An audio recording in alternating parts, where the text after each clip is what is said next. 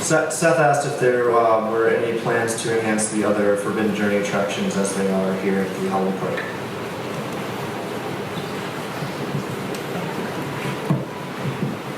You know, bringing Hogwarts and Forbidden Journey to Hollywood was a pretty big adventure, and taking what we had in Orlando at the high bar that we had set and finding ways to enhance that was a pretty considerable challenge. But we did find a few places to do that, and you're pretty astute to pick up on a couple of them. But we really kind of like the idea that we have two different versions. I mean, even the notion of the 3D in Hollywood and the 2D in Orlando, at least for the near future, we see leading in that way. Much like you see films come out in 2D and 3D, we kind of like the idea. I think it's pretty cool that we have two different versions of the journey for people to enjoy. Gives you a reason to go to both parks.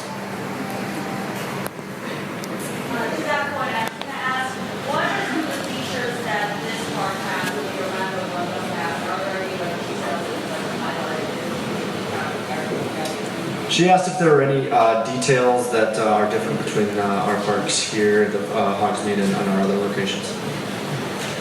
Yeah, the arms of the Dementors. Now there are quite a few. I'll take a few, and Alan has a lot more to talk about, I'm sure about that. But we were able to, on the Forbidden Journey, which is already one of the world's best dark rides, we were able to enhance it by adding some more sets, scenery, details to that.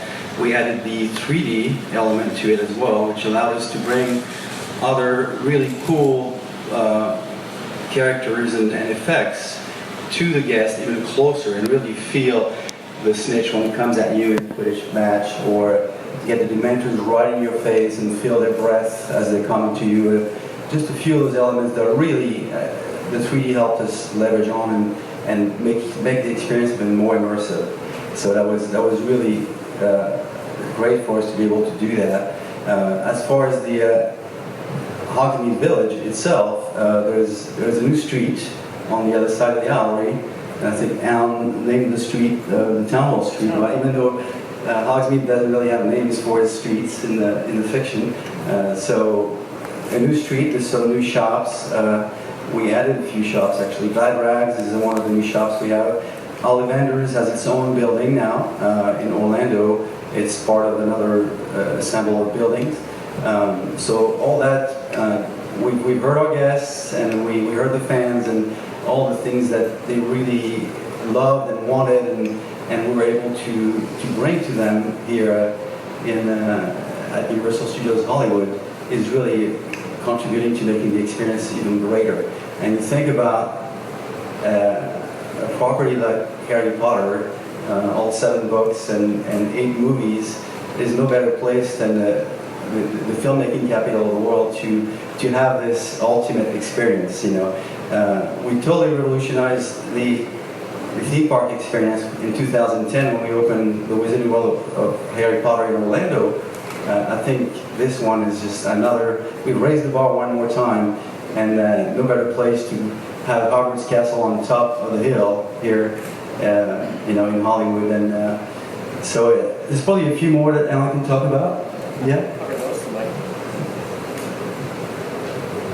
I'd like to talk about for us art directors, film art directors, the quality of the light is amazing here in California. So that's helped us enhance a little bit the colours and the textures. And it's so vivid. I always feel it's high definition when you look at objects here. So we also oriented the castle a little bit differently just to suit the landscape. We actually borrowed the mountains in Burbank. They're now the Scottish Highlands. So we've adopted some of the surrounding countryside to be ours, and we've designed views through the landscaping to see those. So in the greenhouse, for example, there's a lovely view of the mountain tops, which is really beautiful. And then we look back at Hogsmeade.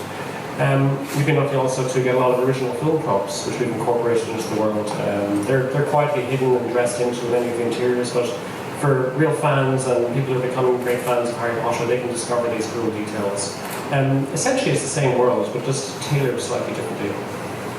There are actually quite a lot of props. There are some very small, some quite large. For example, in the train compartment in Hogsmeade Station, the luggage racks are the actual racks from the set. So it's a nice detail where somebody can sit inside the train carriage and almost touch the detail that the main characters touch. The fabric on the seats is from the set. It's all British Rail fabric. In the dark arts classroom in Hogwarts, we have the actual school desks in the dark arts set, and the chalkboard is the original chalkboard. It's very beautiful. But what's really great is that Universal Creative's prop team have made props that are such amazing high quality. They blend perfectly with the film props. So it's all one seamless place, really. And we don't want to put signs on the props and say, this is a film prop. This is a real place. It's a real working town. We want you to feel you're actually within the world of Harry Potter, and you're not attending a museum visit. It's an actual experience that you are the character.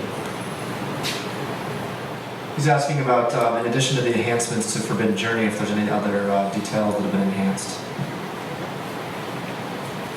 You're talking about in the Forbidden Journey or just the rest of the... No, the rides. Oh, in the ride itself?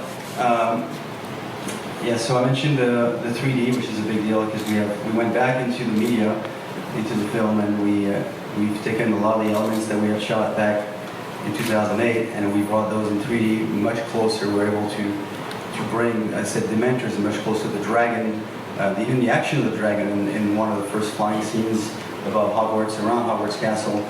We were able to change that to really bring the dragon much closer, even closer than we had him before.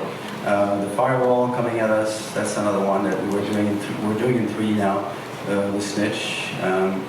Each scene basically was completely enhanced to allow the guests to feel like they were right here with the actors. We've actually repositioned the actors in 3D.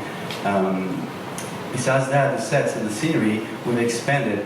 We had such a positive response, obviously, from all the guests that rode the original Forbidden Journey in Orlando about how immersive everything was. Well, we took it one notch further, where we expanded on the sets and the scenery within the ride, inside the ride.